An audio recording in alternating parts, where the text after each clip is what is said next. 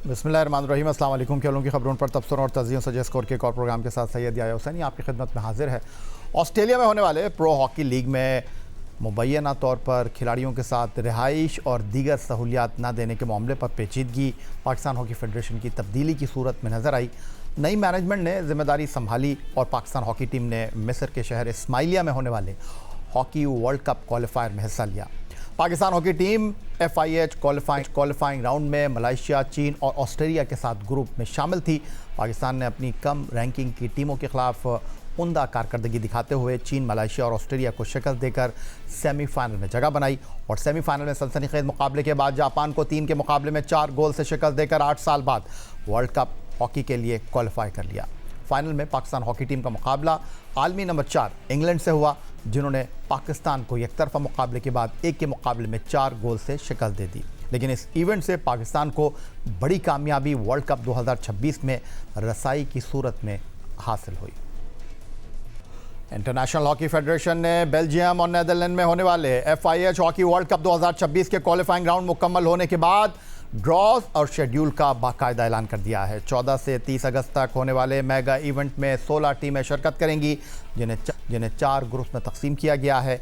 Event के लिए Belgium, Netherlands, Australia, Spain, Argentina, Germany, Bharat, New Zealand, जनूबी Africa, England, Japan, Pakistan, Malaysia, France, Ireland और Wales की टीमों ने क्वालिफाई किया है। पाकिस्तान ग्रुप डी में रिवायती हरीफ भारत, इंग्लैंड और वेल्स की टीमों के साथ है। पाकिस्तान इवेंट में अपना पहला मैच 16 अगस्त को वर्ल्ड नंबर 4 इंग्लैंड से खेलेगी। पाकिस्तान अपने ग्रुप में दूसरा मुकाबला रैंकिंग में 16वें नंबर पर मौजूद वेल्स से 18 अगस्त को करेगी। 20 अगस्त को पाकिस्तान हॉकी टीम रिवायती हरीफ भारत के लिए मैदान में उतरेगी। और स्टूडियो में हमें ज्वाइन कर रहे हैं पाकिस्तान हॉकी फेडरेशन के joint secretary Olympian Islauddin Siddiqui, जो माजी में पाकिस्तान के लिए बतौर कप्तान वर्ल्ड कप जीत चुके हैं और अब एक नई जिम्मेदारी के साथ पाकिस्तान हॉकी फेडरेशन के साथ मुंसलिक हुए हैं। सबसे पहले ओलंपियन इस्लाउद्दीन सिद्दीकी साहब, आपको ओहदे की मुबारकबाद के साथ FIH हॉकी वर्ल्ड कप में 8 साल बाद पाकिस्तान के क्वालिफाई करने की मुबारकबाद। बहुत बहुत शुक्रिया। या ओलंपियन इस्लाउद्दीन सिद्दीकी साहब, आपके आने के बाद पाकिस्तान का वर्ल्ड कप के लिए क्वालिफाई करना और बड़े चैलेंजेस हैं पाकिस्तान हॉकी के लिए। सबसे पहले तो ये जानना चाहूँगा, ये जो FIH हॉकी वर्ल्ड कप का ग्रुप डी, जहाँ पाकिस्तान आलमी नंबर 4 इंग्लैंड, रिवायती हरीफ भारत और वेल्स के साथ है, कैसे देख रहे हैं आप पाकिस्तान टीम को? बिस्मिल्लाहिर्रहमानिर्रहीम। या आज मैंने पूरा जो FIH का प्रोग्राम था वो मैंने लाइव देखा और मेंस और वीमेंस के जो ड्रॉज हुए बड़े अच्छे तरीके से उन्होंने ड्रॉज निकाले थे। उसमें जो सबसे बड़ी बात है कि बेल्जियम के हॉकी के प्रेसिडेंट और हॉलैंड के हॉकी के प्रेसिडेंट मौजूद थे FIH के प्रेसिडेंट तैयब इकराम के साथ, और कुछ पुराने प्लेयरों से भी बुलाया था, मेंस के और ख़वातीन की। बड़ी अच्छी तकरीब थी। तो मैंने ड्रॉज देखे और मैं समझता हूँ जो चारों पूल उन्होंने बनाए हैं A, B, C, D, तो उन्होंने रैंकिंग के हिसाब से उनको चारों को अलग किया, फर्स्ट 4 को, और उसके बाद ड्रॉज निकाले। तो जैसे जैसे टीमें आती गई तो एक जो मैंने मुताद अंदाजे के मुताबिक बता रहा हूँ कि मुझे ड्रॉज जो हैं बड़े बैलेंस लगे हैं और हर पूल में 3 टीमें ऐसी हैं जो तकरीबन इक्वली गुड हैं। तो एक टीम जो है वो ज़ाहिर है जो है, जैसे एक में जापान है, एक में मलेशिया है और एक पूल में जो है पाकिस्तान, इंडिया है। C के अंदर कोई एशियन टीम नहीं है। तो वो जो चौथे नंबर की टीम है तो वो ज़ाहिर तो उनके मुकाबले में थोड़ी हल्की टीमें होंगी। लेकिन मैं समझता हूँ कि पाकिस्तान का जो पूल है इस लिहाज से भी अच्छा है कि एक तो पाकिस्तान का मुकाबला भारत से है, दोनों एक स्टाइल की हॉकी खेलते हैं। इंग्लैंड से पाकिस्तान अभी खेल कर आया है और उसके बाद जो चौथे नंबर की टीम है वो है वेल्स।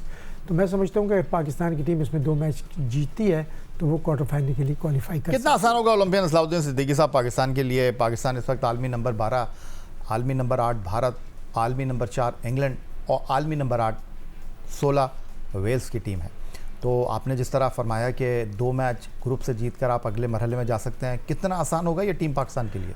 आसान तो नहीं होगा, लेकिन इसके लिए मेहनत करने की ज़रूरत है। और सबसे बड़ी बात यह है कि जो अभी प्रो लीग के अंदर 2 जगह वो खेल कर आए हैं तो वो अपने से मजबूत टीमों से खेले हैं और उनको यकीनन उनको ये पता होगा कि अब जो हमसे अच्छी टीमें हैं उनके क्या प्लस पॉइंट हैं और हमारे क्या माइनस पॉइंट है। सबसे ज़्यादा ज़रूरत इस बात की होगी कि जाने से पहले जो ग्रे एरियाज़ हैं जो उन्होंने आइडेंटिफाई किए हैं कोचेज़ ने और जो उनके ऑफिशियल साथ गए थे, उसको दूर करने की ज़रूरत है। एक चीज़ जो मैं देखता हूँ कि उसमें यह है कि पाकिस्तान को फ़िज़िकल फ़िटनेस पे मज़ीद तवज्जो देने की ज़रूरत है। इसके अलावा बहुत सारी चीज़ें हमारे भी सामने में आई हैं, हम उनको भी बताएंगे और जो उनके कोचेस मैनेजर्स होंगे उनको भी बताएंगे, वो भी दूर करने की कोशिश करेंगे। मैं हमेशा एक बात कहता हूँ कि जब भी आप किसी भी बड़ी से बड़ी टीम के ख़िलाफ़ अगर खेलेंगे तो आपको 4 से 5 पेनल्टी कॉर्नर्स मिलते हैं।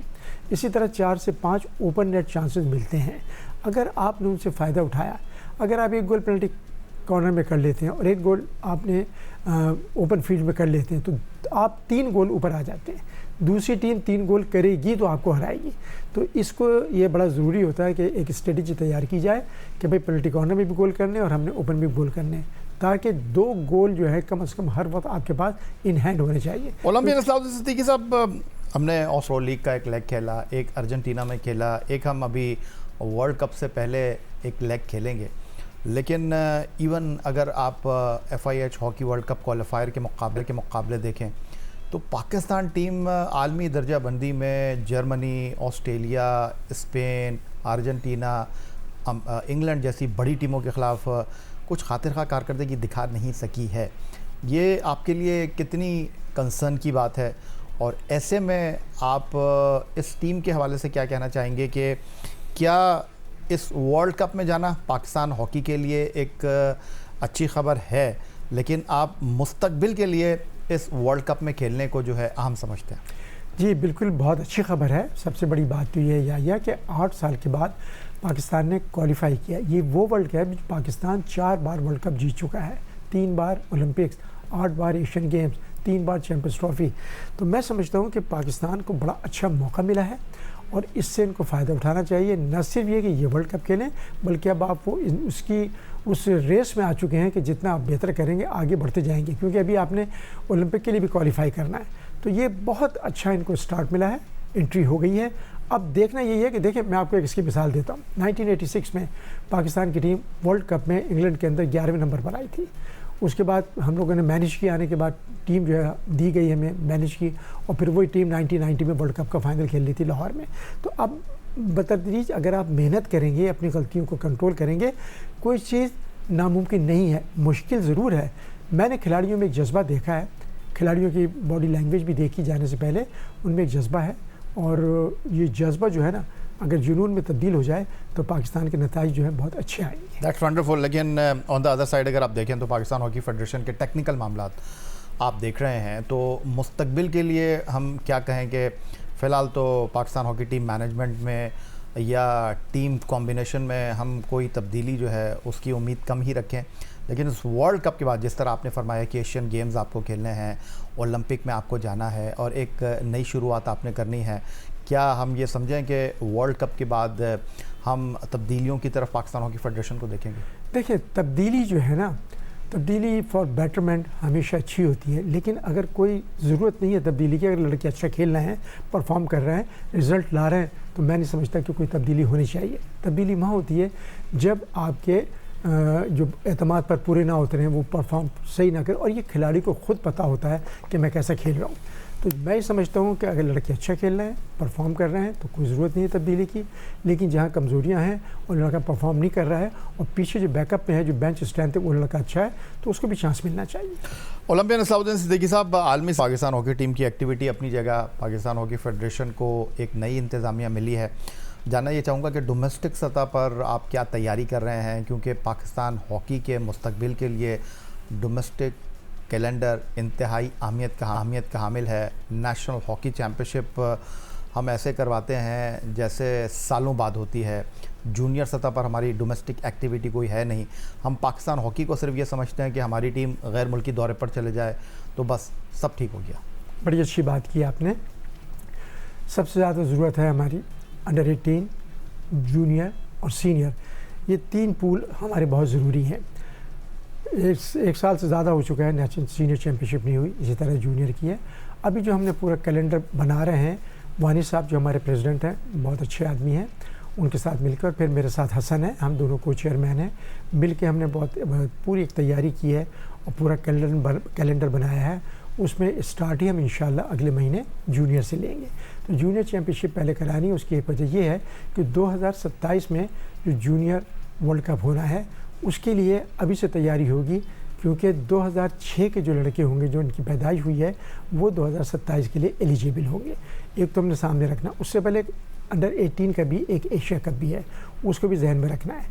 जूनियर का एशिया कप है, उसको भी जहन में रखा हुआ है। फिर सीनियर्स के 2 प्रो लीग के प्रोग्राम है, जूनियर सीनियर वर्ल्ड कप है, उसके बाद एशियन गेम्स है, उसके बाद कॉमनवेल्थ गेम्स है। तो पूरा साल जो है बिजी है और हमने इसके साथ साथ क्लब हॉकी को भी स्ट्रॉन्ग करना है। तो एक पूरा कैलेंडर तैयार हो गया, कुछ दिनों में इंशाल्लाह हम सबमिट भी कर देंगे प्रेसिडेंट साहब को, वो तैयारी पर है और इंशाल्लाह आपको भी सामने पेश कर दिया जाएगा। पता होगा आपको भी, सारी कौम को, कि हम क्या कर रहे हैं। हमारा काम ये है कि ग्रास रूट लेवल से जो है उसको तैयार कर रहा है। इंटर स्कूल का एक बहुत बड़ा प्रोग्राम बनाया है और वो भी इंशाल्लाह पब्लिश करेंगे कुछ दिनों में, और उसको इन्वॉल्व कर रहे हैं। स्कूल और स्कूलों के अंदर किट प्रोवाइड कर रहे हैं, स्कूल उनके हॉकी स्टिक्स बॉल वो भी दे रहे हैं।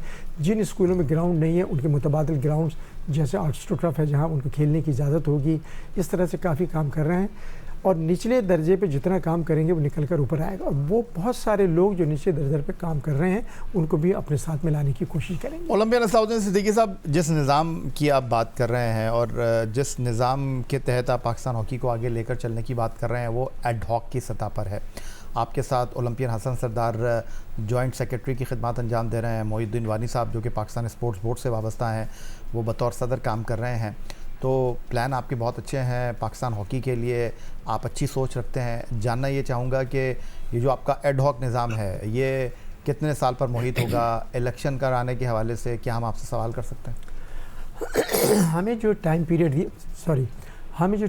दिया गया है, हम कोशिश करेंगे जो प्रोग्राम आपको बताया है उस पर अमल करें और एक अच्छा सा प्लेटफॉर्म तैयार करें और एक सीधे रास्ते पर, सिरात मुस्तकीम पर जो है टीम को डाल दिया जाए पूरी पॉलिसीज़ के साथ, ताकि हमारे जाने के बाद जो भी आए उनको एक प्लेटफॉर्म अच्छा मिले और उस प्लेटफॉर्म को लेकर आगे चलें। मुश्किल काम है, कोशिश हम करेंगे और इंशाल्लाह हमारे जो जहन में है इंशाल्लाह वो अच्छा और बेहतर होगा। दूसरी बात ये, कोशिश हमारी यही है कि किसी किस्म की कोई पर्ची सिस्टम ना हो, मेरिट में, चाहे वो ऑफिशियल्स हों या प्लेयर्स हों, मेरिट को हम फॉलो करने की कोशिश करेंगे। जो कुछ हो चुका उसको भूल जाएं, हमने अब आगे बढ़ना है, पीछे की तरफ नहीं देखना, आगे बढ़ना है और सिर्फ आगे बढ़ना है। आप मेरिट की बात कर रहे हैं, जो पाकिस्तान हॉकी फेडरेशन के मौजूदा head coach Olympian Khwaja Junaid साहब हैं, वो मेरिट पर आए? अभी जब वो जा रहे थे तो उनको एक दिन से पहले जो है उनको बनाया गया था, क्योंकि अगले दिन टीम ने जाना था। हमें और मुझे और हसन को बुलाया गया था, वानी साहब से मुलाकात हुई, वानी साहब ने बताया कि अब ये टीम जा रही है, तो इसलिए उनको करके भेजा गया था। ओलंपियन असलाउद्दीन सिद्दीकी साहब, लेकिन अगर इस टीम की परफॉर्मेंस की हम बात करते हैं तो वो सबके सामने है और जो गोल का मार्जिन है वो भी सबके सामने है। कम रैंकिंग की टीमों के ख़िलाफ़ टीम पाकिस्तान की कारकर्दगी अपने सामने है। इस वक्त पाकिस्तान का वर्ल्ड कप खेलना इंतहाई अहमियत का हामिल था, इसमें कोई दो राय नहीं है। खिलाड़ियों के हवाले से अगर हम बात करें तो ये खिलाड़ी जूनियर में भी खेलते हैं, यही खिलाड़ी सीनियर में भी खेलते हैं, इस बात को भी साइड में रख देते हैं। लेकिन जो इस वक्त पाकिस्तान हॉकी का सबसे बड़ा चैलेंज है, ठीक है ओलंपियन ताहिर ज़मान जो थे वो इस टीम के साथ एसोसिएट नहीं थे, एक दिन पहले आपने ओलंपियन ख्वाजा जुनैद को ये ज़िम्मेदारी दी, लेकिन टेक्निकली अगर हम पाकिस्तान हॉकी टीम की मैनेजमेंट को देखें तो उस टीम के हवाले से लोगों के बड़े कंसर्न मौजूद हैं। ओलंपियन इस टीम मैनेजमेंट के ऊपर बड़े सवालात उठा रहे हैं, इनकी पेशेवराना अहलियत के हवाले से, इनके माजी को लेकर। तो वर्ल्ड कप के लिए और प्रो हॉकी लीग के तीसरे मरहले के लिए क्या आप टीम मैनेजमेंट को मज़ीद वेल इक्विप्ड और मज़ीद बेहतर करने की ख्वाहिश रखते हैं? ये जो आपने बात की है, ये चीज़ डिस्कस हुई है और अभी प्रोसेस में है, तो अभी कुछ कहना बेकार है, यानी मैं अभी कुछ नहीं कहना चाहूँगा इस सिलसिले में, क्योंकि जैसे अभी हर चीज़ जो है वो प्रोसेस में जो ही डिसाइड होगा वो इंशाल्लाह हम आपको ज़रूर बताएंगे। लोग इस वक्त पाकिस्तान हॉकी की तरफ देख रहे हैं और आप लोगों के आने के बाद क्रेडिबल नेम्स हैं पाकिस्तान हॉकी के, माजी में पाकिस्तान हॉकी के साथ आपकी फतूहात जो हैं वो एसोसिएट हैं। तो पाकिस्तान हॉकी के लिए अगले चंद माह कितने अहमियत के हामिल हैं, क्योंकि वर्ल्ड कप में पाकिस्तान हॉकी का जाना कोई बड़ी कामयाबी इस टीम के साथ उम्मीद रखना कुछ कबलस वक्त होगी, क्योंकि पाकिस्तान वर्ल्ड कप में क्वालिफाई करके गया है, पाकिस्तान का अगले मरहले में जाना एक बड़ी कामयाबी होगी। लेकिन जो आपकी अगली मंजिल है वो एशियन गेम्स और ओलंपिक में बराह रास्त क्वालिफाई करना है। तो क्या मैं ये कह सकता हूँ कि वर्ल्ड कप से ज़्यादा आप मुस्तकबिल पर फोकस कर रहे हैं? जी, हमने 3 प्रोग्राम बनाए हैं, शॉर्ट टर्म, मिड टर्म और लॉन्ग टर्म, उसको लेकर चलेंगे। और क्योंकि शॉर्ट टर्म इसलिए भी ज़रूरी होता है कि इमीडिएटली टूर्नामेंट्स एक के बाद एक के बाद आ रहे हैं, उनको हम इग्नोर नहीं कर सकते, उनको भी सामने रखा हुआ है। और जैसा आपने कहा वो तमाम चीज़ें हमारे जहन में हैं, एशियन गेम्स भी है, क्वालिफाइंग राउंड भी है, प्रो लीग भी है। एक चीज़ मैं बार बार कहता हूँ और फिर कहूँगा आपके प्रोग्राम के अंदर कि देखें हमारी टीम जो है, मैं तो बहुत बेहतर समझ रहा हूँ जो मैंने उनको देखा है लड़कों को। असल में जो नज़र आ रही है वो ये है कि चांसेस उन्हें मिल रहे हैं और वो चांसेस अवेल नहीं हो रहे। फॉरवर्ड लाइन को भी मिल रहे हैं और पेनल्टी कॉर्नर भी मिल रहे हैं। अगर वही गोल करें और मार्जिन कम हो तो जैसा हमें नज़र आता है कि 3-3, 4-4 गोल का फ़र्क है, वो शायद फ़र्क जो है वो कम हो जाएगा। और जब फ़र्क कम होगा तो इससे ज़ाहिर होगा कि अब ये इनमें इम्प्रूवमेंट है। तो मैं यही बार बार कह रहा हूँ कि जहाँ पर ग्रे एरियाज़ हैं उनको मेहनत करने की ज़रूरत होगी। अगर वो दूर कर लेते हैं तो नताइज जो है वो हमारे हक़ में बेहतर होंगे। ओलंपियन असलाउद्दीन सिद्दीकी साहब, हमें स्टूडियो में ज्वाइन करने का आपका बहुत शुक्रिया, लेकिन पाकिस्तान हॉकी फेडरेशन के सेक्रेटरी की हैसियत से आपका आना पाकिस्तान हॉकी के लिए एक ताज़ा हवा का झोंका कहा जा रहा है, क्योंकि पाकिस्तान हॉकी का माजी आपके शानदार खेल से, आपकी शानदार मैनेजमेंट से जुड़ा हुआ है। पाकिस्तान हॉकी टीम के आप हेड कोच रहे हैं, कप्तान रहे हैं। जाते जाते मैं ये जानना चाहूँगा कि क्लब हॉकी के हवाले से जो लोग इस वक्त टेलीविज़न पर आपको देख रहे हैं उनके लिए कोई पैगाम देना चाहते हैं? जी, क्लब हॉकी जो है वो पाकिस्तान की बिल्कुल भी नहीं है आजकल। क्लब हॉकी बहुत स्ट्रॉन्ग होनी चाहिए और उसके लिए जो है मैं ये कहूँगा कि जो क्लब की जो स्क्रूटनिंग है ना वो बहुत ज़रूरी है, क्योंकि एक्चुअल पोजीशन अभी हमें नहीं पता है कि हमारे पास एक्चुअल क्लब कितने हैं। ऑन पेपर तो बहुत ज़्यादा है। हम भी चाहते हैं कि जो ही स्क्रूटनिंग हो उससे हमें एक्चुअल पोजीशन पता लगेगी कि किस ग्रुप में कितने प्लेयर्स हैं, क्लब की पोजीशन क्या है। अभी तो एक एक आदमी के नाम 5-5, 6-6 क्लब हैं। एक्चुअल क्या है उसके लिए एक जामिया प्रोग्राम बना रहे हैं स्क्रूटनी का, और वो ये होगा कि कोई भी जो क्लब होगा वो 14 या 16 का जो क्लब होगा वो प्रॉपर किट के अंदर ग्राउंड पे फिज़िकली मौजूद होगा, और उसके साथ एक गोलकीपर जो है वो फुल इक्विप्ड होगा। और उनका जो डेट होगी, जो एज है 14 से 30 साल, वो उसको फॉलो करेंगे कि ये उस पर क्वालिफाई कर रहे हैं नहीं कर रहे हैं। ऐसे तो नहीं कहीं से बच्चे पकड़ के खड़े कर दिए गए हैं। फिर प्लस ये कि खाली फिज़िकल यही नहीं कि ग्राउंड में आएंगे, उसके साथ हमारे जहन में ये भी है कि कम से कम उन टीमों को 15-15 मिनट के 2 हाफ भी खिलाएंगे।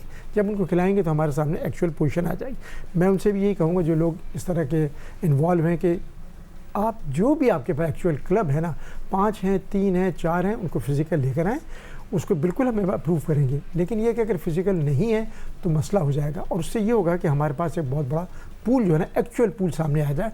तो हमें क्लब जो हॉकी को जो इम्प्रूव करने का है, क्योंकि क्लब हॉकी ज़रूर है स्ट्रॉन्ग होना, वहाँ से बच्चे निकलते हैं, स्कूल से कॉलेज, कॉलेज से यूनिवर्सिटी, यूनिवर्सिटी से प्रोविंस, प्रोविंस से क्लब में आते हैं, फिर उसके बाद डिपार्टमेंट पे चले जाते हैं।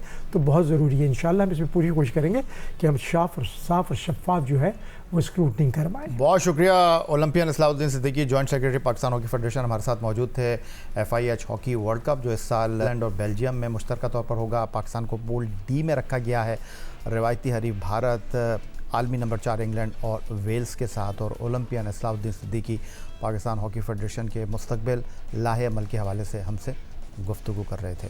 Pakistan super league season 11, Pakistan cricket board ने खिलाड़ियों के इंतखाब के लिए गुज़श्ता 10 साल होने वाले ड्राफ्ट के बजाय एक मुनफरद अंदाज ऑक्शन के ज़रिए खिलाड़ियों को फ़रोख्त करने का फ़ैसला किया। पाकिस्तान सुपर लीग सीज़न 11 2 टीमों का इजाफा किया गया और ऑक्शन में तमाम 8 टीमों ने बेहतरीन बोली लगाकर अपनी टीम में बेहतरीन खिलाड़ी मुंतखब किए। कोयटा ग्लैडिएटर ने सीज़न 11 के ऑक्शन में अपने स्क्वाड में कुछ तब्दीलियां की। सबसे पहले बल्लेबाजों की बात कर लेते हैं। गुज़श्ता सीज़न में कोयटा ग्लैडिएटर की क़यादत करने वाले बाएं हाथ के बैटर सऊद शकील, जनूबी अफ्रीकन बैटर राइले रोसो और ऑस्ट्रेलवी cricketer Sam Harper Quetta Gladiator के अहम हथियार होंगे। डोमेस्टिक परफॉर्मर बिस्मिल्लाह खान और शामिल हुसैन भी कोयटा ग्लैडिएटर के टॉप ऑर्डर की जिम्मेदारी अदा करेंगे। मिडल ऑर्डर में जिम्मेदारी न्यूजीलैंड के बेवन जैकब और ऑस्ट्रेलिया के wicket keeper batter Ben McDermott और उनके साथ जारहा मिजाज बैटर हसन नवाज और ख्वाजा नाफे भी मिडल ऑर्डर में टीम को सहारा देंगे। कोयटा ग्लैडिएटर ने गुज़श्ता सीज़न में wicket keeper batter Haseebullah Khan, Sri Lankan cricketer Avishka Fernando और कौशल मेंडिस को स्क्वाड का हिस्सा बनाया था, जो सीज़न 11 में कोयटा ग्लैडिएटर का हिस्सा नहीं है। ऑलराउंडर में कोयटा ग्लैडिएटर ने English allrounder Tom Curran, Burnett Hampton और जहादात खान को स्क्वाड का हिस्सा बनाया। गुज़श्ता सीज़न में कोयटा ग्लैडिएटर को ऑलराउंडर्स में दानिश अजीज़, फ़हीम अशरफ, शोएब मलिक और अफगानिस्तान के ऑलराउंडर गुलबदीन नाइब की खिदमत हासिल थीं। बॉलिंग के शोबे में कोयटा ग्लैडिएटर ने मिस्ट्री स्पिनर अबरार अहमद, उस्मान तारिक को टीम का हिस्सा बनाया, जबकि ऑस्ट्रेलवी फास्ट बॉलर स्पिनर जॉनसन भी कोयटा के पेस अटैक को बैक करेंगे। अराफात मिन्हास और फैसल अकरम कोयटा ग्लैडिएटर के स्पिन के शोबे में फ़राइज़ अंजाम देंगे। डोमेस्टिक परफॉर्मर साकिब खान ज़ेब और वसीम अकरम भी कोयटा ग्लैडिएटर के स्क्वाड का हिस्सा हैं। गुज़िश्ता सीज़न में कोयटा ग्लैडिएटर को स्पिन के शोबे में Ali Majid, West Indian cricketer Akeal Hosein की खिदमत भी हासिल थी, जबकि फास्ट बॉलिंग का शोबा न्यूजीलैंड के काइल जेमिसन के साथ fast bowler Khurram Manzoor, Mohammad Wasim junior और फास्ट बॉलर मोहम्मद आमिर की खिदमत हासिल थी। अपने पिछले प्रोग्रामों में इस प्लेटफॉर्म पर हमने मुल्तान सुल्तान, लाहौर कलंदर की टीमों के हवाले से बात की और आज कोयटा ग्लैडिएटर की टीम के स्क्वाड तैयारी के हवाले से गुफ्तगू करने के लिए स्टूडियो में हमें ज्वाइन कर रहे हैं कोयटा ग्लैडिएटर के को ओनर हसन उमर साहब। खुश आमदीद कहेंगे आपको। हसन, सबसे पहले तो आपसे मैं ये जानने की कोशिश करूँगा कि ये ड्राफ्ट से ऑक्शन का सफ़र कैसा रहा? जी, अस्सलाम वालेकुम याया भाई, and thank you so much show में बुलाने के लिए। बिल्कुल देखें, एक डिफरेंट सिनेरियो था कि पहले ड्राफ्ट डिस्कस हो रहा था, फिर उसको ड्रॉक्शन में की तरफ गए कि इसको शायद मिक्स कर लें, फिर फाइनली ऑक्शन की तरफ आएँ। तो लोगों को लगा शायद चैलेंजिंग होगा, लेकिन हमारे लिए तो एक अपॉर्चुनिटी थी कि वो सारे प्लेयर्स हमें अवेलेबल होंगे कि हम उनके लिए बिड कर सकेंगे। तो ये बड़ा अच्छा एक मॉडल आया। तो इसमें बड़ा जो है चैलेंजेस 2-3 थे हमारे, बट अल्हम्दुलिल्लाह अच्छा हुआ ऑक्शन काफ़ी। हसन उमर साहब, आपने कहा कि एक नया तजुर्बा, और इस तजुर्बे में ख़ास तौर पर मैं जानना चाहूँगा, आज आपकी मौजूदगी का फ़ायदा उठाना चाहूँगा। ख्वाजा नाफे के ऊपर आपने बड़ी इन्वेस्टमेंट कर दी और आपने तय किया हुआ था, आपके वालिद chairman Quetta Gladiator owner Nadeem Omar साहब ने, कि ख्वाजा नाफे को हमने नहीं छोड़ना। देखें, कुछ ऐसे प्लेयर्स होते हैं जो आपकी फ्रेंचाइज की शनाख्त होते हैं, एंड नोइंग ख्वाजा नाफे जो उसमें पोटेंशियल है, हमारे साथ अबू धाबी T10 में भी थे, और हमें ये था कि हमारा मिडिल ऑर्डर जो रायली रूसो, हसन नवाज़ और ख्वाजा नाफे की वजह से बड़ा स्ट्रॉन्ग हो जाता है। तो हमें था कि हम जाएंगे, काफ़ी आगे तक जाएंगे, बट वो ज़ाहिर है वो थोड़ा ज़्यादा हो गया, लेकिन आई फील कि इतना उनमें टैलेंट है कि उनको हम बैक कर सकते हैं। अच्छा, आपने जब रिटेंशन की बात हुई, आप अबरार के साथ गए, आप हसन नवाज़ के साथ गए, आप उस्मान तारिक के साथ, अगर मैं ये जानने की आपसे कोशिश करूं कि इस ऑक्शन में आपने खोए तो बहुत सारे प्लेयर हैं। मोहम्मद आमिर आपके साथ नहीं रहे, फिर उसके बाद अगर मैं बात करूं फ़हीम अशरफ आपके साथ नहीं रहे, वसीम जूनियर आपके साथ नहीं रहे। कहीं अफसोस है या आप समझते हैं कि नहीं, अब जो है वो बेहतर है? देखिए, लास्ट ईयर जो कोयटा की परफॉर्मेंस थी, हमने एक बहुत कोर डेवलप की थी, जिसमें ये सारे प्लेयर्स थे। आमिर हो गए, वसीम जूनियर हो गए, फ़हीम अशरफ हो गए। लेकिन जब ऑक्शन का डिसाइड हुआ तो हमें हर कैटेगरी से एक प्लेयर रिटेन करना था, और रिटेंशन में भी काफ़ी पर्स हमारा एग्जॉस्ट हुआ। उसकी वजह से हम ये प्लेयर्स पे ज़्यादा जो है गौर नहीं कर सके, एंड डेफिनेटली एक वो तो है सेटबैक, लेकिन जो हमने फिर टीम कॉम्बिनेशन दूसरा बनाया, हमें लगता है कि ये अच्छा है। और ये जितने प्लेयर्स के आपने नाम लिए डेफिनेटली मिस करेंगे, बट आई थिंक ओवरऑल ये बेहतर था कि हर टीम में थोड़े स्ट्रॉन्ग प्लेयर्स डिवाइड हो जाएं। जो इत्तलात आ रही हैं वो यही हैं कि एक बार फिर सऊद शकील ही आपको ये टीम को लीड करेंगे। पिछले साल उनकी क़यादत में टीम ने फ़ाइनल के लिए क्वालिफाई किया था, और 2019 में कोयटा ग्लैडिएटर सरफराज अहमद की क़यादत में कराची में चैम्पियन बनी थी, और उसके बाद एक लंबा गैप आ गया था और कोयटा ग्लैडिएटर उस तरह नज़र नहीं आई कहीं। लेकिन 2025 का जो सीज़न था, कोयटा ग्लैडिएटर, पुरानी वाली कोयटा ग्लैडिएटर नज़र आई। जी बिल्कुल, जैसे आपने बात की, और साउथ को कप्तानी के साथ साथ हमने बहुत सारी और चेंजेस की, जिसकी वजह से रिज़ल्ट में भी फ़र्क आया। हम लोग कुछ चीज़ों पे लैग कर रहे थे, हमने उन पे भी काम किया, तो ओवरऑल परफॉर्मेंस अच्छी रही, और जिसकी वजह से आज हमें लगता है कि अब आने वाले सीज़न में जो हमने टीम बनाई वो भी अच्छा परफॉर्म करेगी। तो ये मैं आपसे जानना चाहूँगा, अभी हमने आपकी टीम को डिस्कस किया, लेकिन कुछ ट्रेड हुई है आपकी टीम में और कुछ चेंजेस हुई हैं, वो मैं आपसे जानना चाहूँगा। जी, हमने अहमद दानियाल और जहाज़ेब सुल्तान को हमने ट्रेड किया विद मुल्तान सुल्तान, और हमने अराफात मिन्हास और एक और प्लेयर है जिसको हमने अभी फैसल अकरम जी, इनको हमने ट्रेड किया। तो ये था कि ट्रेड विंडो ओपन हुई थी, तो हमें लगा कि हमारा बैलेंस इससे स्ट्रॉन्ग हो जाएगा कि एक लोकल फास्ट बॉलर आ जाएगा, तो हमने ये ट्रेड उनके साथ किया। तो हसन, इस टीम की जो स्ट्रेंथ अगर मैं आपसे जानने की कोशिश करूं एज ए को ओनर, इस टीम की स्ट्रेंथ बैट्समैन है या बॉलर? मुझे लगता है बहुत अच्छा बैलेंस है। बॉलर्स भी बहुत हैं, बैट्समैन भी बहुत हैं, ऑलराउंडर्स भी 3 हैं हमारे पास। तो ओवरऑल एक कॉम्बिनेशन बनाए, क्योंकि हम सीज़न 9 में जब क्वालिफाई कर गए थे लेकिन उसके बाद आगे नहीं गए थे, उसकी बुनियादी वजह थी कि हमारे पास ऑलराउंडर्स नहीं थे। तो देखते हुए हमने बैटिंग, बॉलिंग और स्पिन बॉलिंग स्पेशली इन चीज़ों पे बड़ा फोकस किया है। तो हसन, लास्ट सीज़न में हमने देखा कि 20 में से 8 ओवर आपके बड़े क्रूशल होते थे। अबरार के 4 ओवर, उस्मान तारिक के 4 ओवर। अबरार तो ट्राई एंड टेस्टेड थे, लेकिन उस्मान तारिक ने 2025 से 2026 के PSL में जो सफ़र तय किया है, वो अब पाकिस्तान के स्टार बॉलर हैं। ये कोयटा ग्लैडिएटर के लिए कितना इंपॉर्टेंट है? देखें, सबसे बड़ी चीज़ ये है कि उस्मान तारिक ने अपने आप को प्रूव किया, और जब अभी वर्ल्ड कप हो रहा था तो उनकी जो उन पे बड़ा रिलाई किया जा रहा था कि वो करेंगे। तो उसमें ये होता है कि कोई भी इस तरह का नया प्लेयर, उसको बड़ा हम बैक करते हैं, और हमें था कि इसमें इनमें पूरा पोटेंशियल है। उन्होंने काफ़ी सारे मैचेस में परफॉर्म भी किया। तो हमारे लिए ये बहुत ज़रूरी है दोनों खिलाड़ी। तो जब हमारे रिटेंशन की भी बारी आई तो हमारा प्राइमरी फोकस था कि इन दोनों को रिटेन करा जाए। और जहाँ तक आपने बात की, तो अल्लाह का शुक्र है ऐसे बॉलर्स हैं। आई थिंक अब पूरे 20 के 20 ओवर मुश्किल होंगे कोयटा को खेलने के लिए। क्या बात है हसन, आपके एतमाद।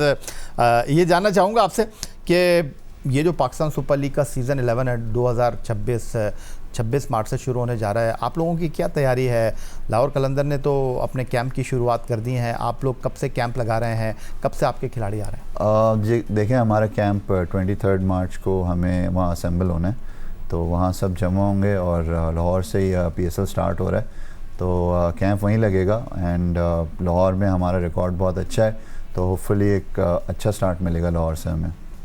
तो हसन, अब मुझे ये भी बता दीजिए जाते जाते कि लास्ट सीज़न में नदीम उमर साहब, जो कि आपके वालिद हैं, चेयरमैन हैं, ओनर हैं कोयटा ग्लैडिएटर के, वो ख़ुद मामलात को देख रहे थे। पहले तो बैक हैंड पे होते थे, अब वो फ्रंट पर आकर चीज़ों को देख रहे हैं। ये कितना इंपॉर्टेंट था आपकी टीम की कामयाबी में, टीम की तहरीक में, टीम कॉम्बिनेशन में, और नदीम उमर साहब का इस तरह फ्रंट पर आना? देखें, उनका क्रिकेटिंग एक्सपीरियंस है। लोग जानते हैं कि वो काफ़ी क्रिकेट में इन्वॉल्व रहे हैं, काफ़ी टाइम से खेलते भी रहे हैं।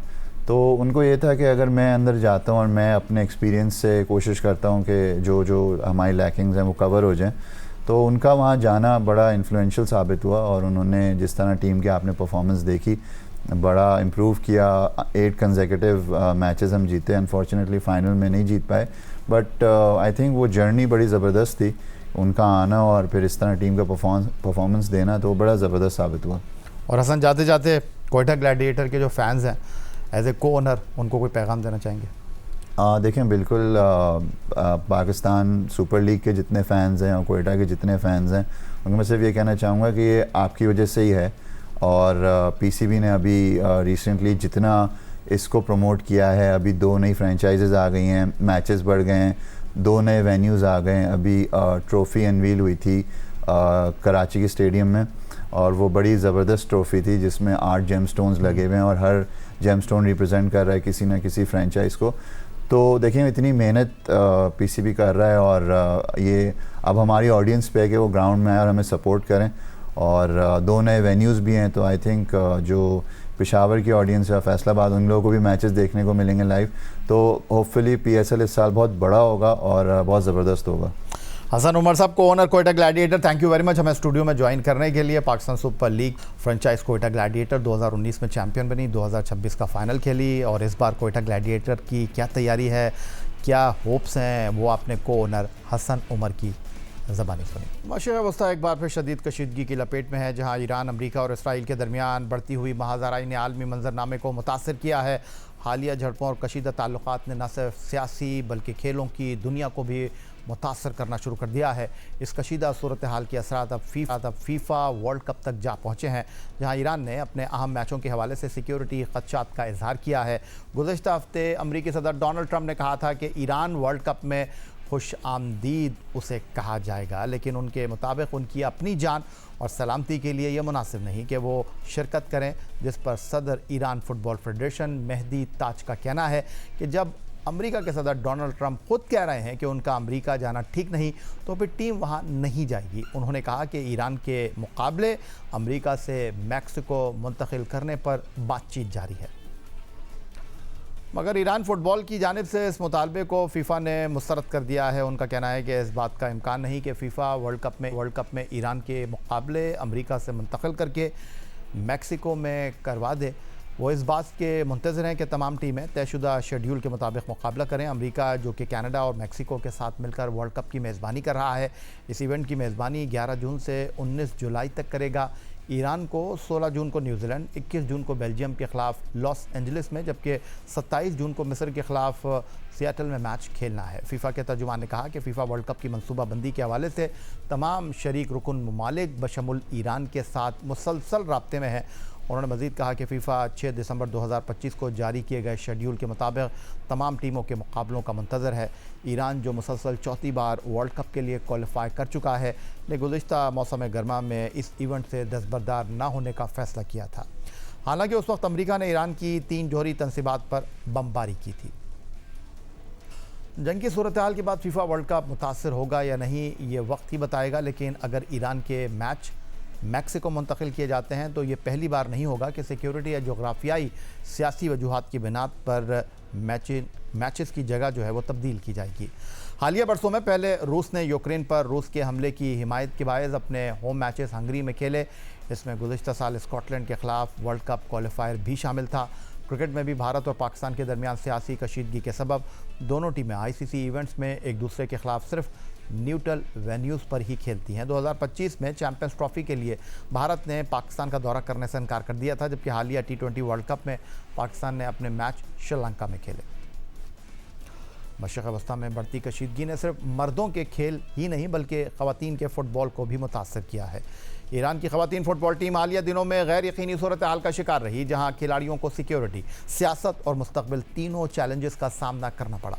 ऐसे हालात में 2 ईरानी ख़वातीन फ़ुटबॉलर ने ऑस्ट्रेलिया में पनाह लेकर अपने करियर को जारी रखने का फ़ैसला किया। 33 साला आतिफ़ा रमज़ा न्यावर 21 साला फ़ातिमा पसंदीदा ने उसे लीग के क्लब ब्रिस्बेन रॉ को ज्वाइन कर लिया है। दोनों खिलाड़ियों ने टीम के साथ बाकायदा ट्रेनिंग का आगाज़ भी कर दिया है और तवील सेशंस में हिस्सा लिया। क्लब इंतज़ामिया ने न सिर्फ उनका खैर मकदम किया बल्कि इस अज़्म का भी इज़हार किया कि वो इन खिलाड़ियों को हर मुमकिन सपोर्ट फराहम करेंगे ताकि वो अपने करियर को नई सिम दे सकें। इब्तदाई तौर पर ईरानी ख़वातीन स्क्वाड की 7 खिलाड़ियों ने ऑस्ट्रेलिया में पनाह लेने के लिए दरख्वास्त दी थी, ताहम बाद 5 खिलाड़ियों ने अपनी दरख्वास्त वापस ली। इस वक्त सिर्फ 2 खिलाड़ी ऑस्ट्रेलिया में मौजूद हैं जिन्होंने वहीं क़याम का फ़ैसला किया है। ये तनाज़ा उस वक्त शिद्दत इख्तियार कर गया जब ख़वातीन एशिया कप के दौरान ईरानी ख़वातीन टीम ने कौमी तराना ना पढ़ा, जिस पर उन्हें वॉर टाइम ट्रेटर्स करार दिया गया। इस वाक़े के बाद खिलाड़ियों पर दबाव और ख़तरात में मज़ीद इजाफ़ा हुआ, जिसके नतीजे में पनाह लेने की पेशकश सामने आई। दूसरी जानिब ईरानी ख़वातीन टीम की बाकी खिलाड़ी वतन वापसी के लिए सफ़र में है। स्क्वाड 10 मार्च को सिडनी से कोलालमपुर पहुंचा, ताहम फ़िज़ाई हदूद की बंदिश के सबब उनकी वापसी में ताख़ीर हुई। अब टीम ओमान रवाना हो चुकी है, जहां से वो तेहरान पहुंचेगी। पाकिस्तान सुपर लीग सीज़न 11 के आगाज़ से कबल सिक्योरिटी सूरत हाल एक अहम मौजू बन गई है, जहां ऑस्ट्रेलिया के मीडिया ने हालिया हालात के तनाजुर में ख़दशात का इजहार करना शुरू कर दिया है। रिपोर्ट्स के मुताबिक खित्ते में कशीदगी के बायस सिक्योरिटी सूरत हाल का मुसलसल जायज़ा लिया जा रहा है, जिसके असरात लीग के कुछ मुकाबलों पर भी पड़ सकते हैं। ऑस्ट्रेलियाई हुकूमत पहले ही अपने शहरियों को पेशावर का सफ़र ना करने की हिदायत जारी कर चुकी है और यही सफरी एडवाइज़री अब PSL के शेड्यूल पर असरअंदाज होने का भी इम्कान पैदा कर रही है। ख़ासतौर पर 28 मार्च को पेशावर में शेड्यूल मैच, जहां पेशावर ज़ल्मी और पिंडीज़ आमने सामने होंगे, अब स्टेक होल्डर्स के लिए एक चैलेंज बनता जा रहा है। इस मैच की अहमियत इसलिए भी बढ़ गई है क्योंकि दोनों टीमों में ऑस्ट्रेलियाई खिलाड़ी शामिल हैं। पेशावर ज़ल्मी के स्क्वाड का हिस्सा ऑलराउंडर एरोन हार्डी, जबकि पिंडीज़ की जानिब से जारहा मिजाज batter Jacob Fraser McGurk का टीम का हिस्सा है। ताहम ऑस्ट्रेलियाई सफरी हिदायत के बाद इन दोनों खिलाड़ियों की पेशावर में इस मैच में शिरकत मशकूक हो गई है और हतमी फैसला सिक्योरिटी सूरत हाल को मद्देनज़र रखते हुए किया जाएगा। यही था आज का हमारा प्रोग्राम। एक्स अकाउंट पर आप हमें फॉलो कर सकते हैं, ईमेल कर सकते हैं, अपनी राय से आगाह कर सकते हैं score@geo.tv पर। इस दुआ इस उम्मीद इस तवक्को के साथ कि पाकिस्तान में खेल और खिलाड़ी तरक्की करते रहें। सैयद याहिया हुसैनी को स्कोर की पूरी टीम के साथ अगले प्रोग्राम तक के लिए इजाज़त दीजिए। अल्लाह हाफ़िज़।